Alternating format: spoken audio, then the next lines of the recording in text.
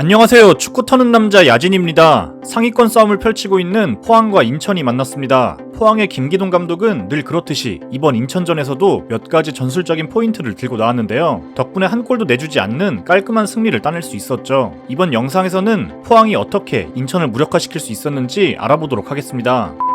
포항은 몇 자리의 변화를 줬습니다. 모처럼 신광훈이 본업인 우측 풀백으로 돌아갔고, 이승모 역시 원래의 자기 자리를 찾으며 이수빈과 중원에 배치됐습니다. 김승대가 선발 출전한 것도 눈에 띄었죠. 인천은 올 시즌 왼쪽 측면으로 나서며 전술적으로 중요한 역할을 수행했던 김도혁이 오랜만에 중앙에 배치됐습니다. 센터백 라인에서는 김광석이 나오며 김동민은 중앙이 아닌 왼쪽 스토퍼로 이동했고, 이주용도 선발 출전 기회를 잡았죠. 우선 포항의 공격 상황을 살펴보겠습니다. 이날 포항 공격의 핵심은 중원에 위치한 두 선수였습니다. 이수빈과 이승모를 거쳐서 빠르게 전방으로 공이 나가야만 포항이 원하는 장면을 만들 수 있었는데요. 이 점은 인천의 수비도 마찬가지로 의식하고 있었죠. 인천은 이렇게 포항의 중원을 맨투맨으로 잡으며 패스가 거쳐 나오지 못하도록 막아봅니다.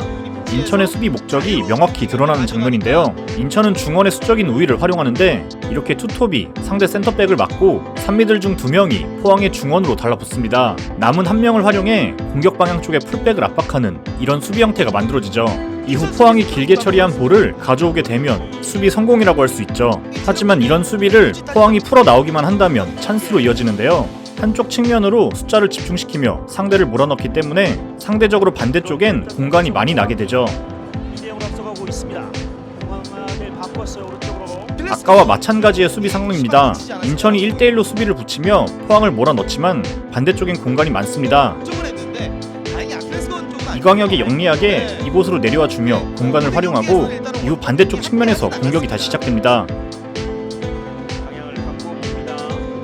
이후엔 선수 개인을 1대1로 잡으려는 인천 수비의 약점까지 노출되는데요. 김승대의 움직임을 김도혁이 순간 놓쳐버리면서 순식간에 하프 스페이스를 열어주게 되죠. 1대1 수비를 무너뜨리는 포항의 움직임은 후방에서도 볼 수 있습니다. 이 과정에서 특히 이수빈의 개인 기술이 돋보입니다. 이승모와 이수빈이 유기적인 움직임으로 인천의 압박 체계를 무력화시키는데요. 두 선수는 위치를 바꿔가며 공간을 찾아 움직이고 균열이 생기면 이수빈이 전진하며 자신의 능력을 발휘할 수 있게 되죠. 이제 리그에 적응하는 듯한 모세스의 연계 플레이도 눈에 띄었습니다. 날카롭게 패스기를 보는 이수빈과 볼을 지켜내고 동료에게 내주는 모세스의 플레이는 좋은 궁합을 보여줬죠. 모세스는 전방에 머무르지 않고 낮은 위치로 내려오는 플레이를 펼쳐 보이는데요. 이는 라인 브레이킹이 특기인 김승대의 움직임과 교차되며 좋은 시너지를 만들 수 있었습니다. 하지만 무엇보다 포항의 가장 위협적인 공격은 빠른 역습이었습니다. 짧은 패스를 통한 지공이 아닌 공간을 향해 때려넣는 플레이가 유효하게 먹혀들었는데요. 전방에 위치한 선수들은 기회가 생길 때마다 빠르게 공간을 파고드는 움직임을 보여줍니다. 계속해서 상대 뒷공간을 노리는데요. 인천의 라인이 정비되지 않은 상황에서 특히 공격 시 높이 올라가는 이주용의 뒤에 위치한 정재희의 빠른 발이 효과를 볼 수 있었죠. 첫 번째 득점 역시 단순한 롱패스에 이은 정재희의 침투에서 나왔습니다.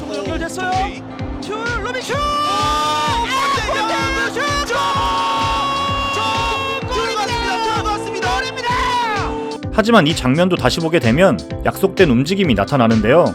공을 받아주러 내려간 모세스를 우측 스토퍼 강민수가 따라 나섰고 그 뒤를 정재희가 대각선으로 파고들며 기회를 만들어냈죠.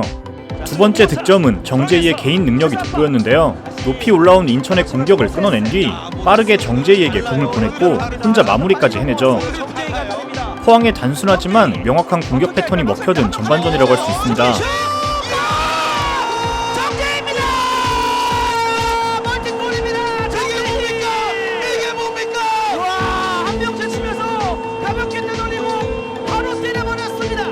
반면 인천의 투톱 시스템은 결과적으로 실패로 돌아갔습니다. 이 역시 포항의 수비가 잘 대비했는데요. 인천은 전방의 무고사와 이용재를 활용해 포항의 센터백 둘을 상대로 우위를 점하고자 합니다.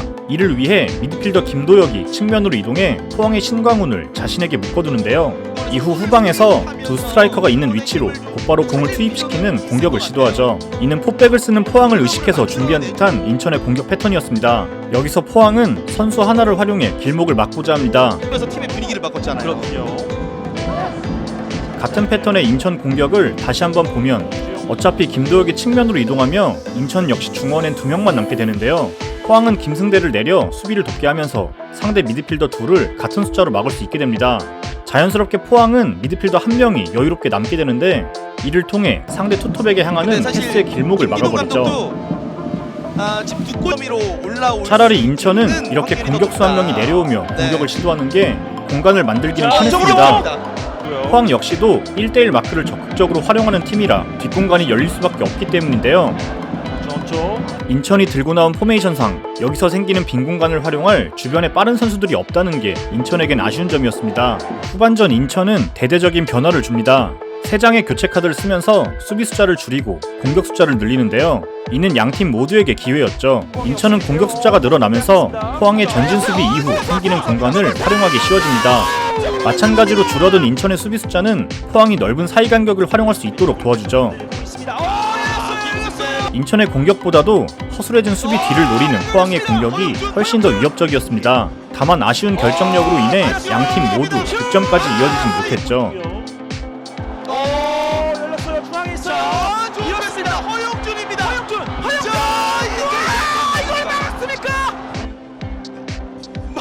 인천은 델브리지를 최전방 공격수로 세우는 초강수까지 뛰어보는데요.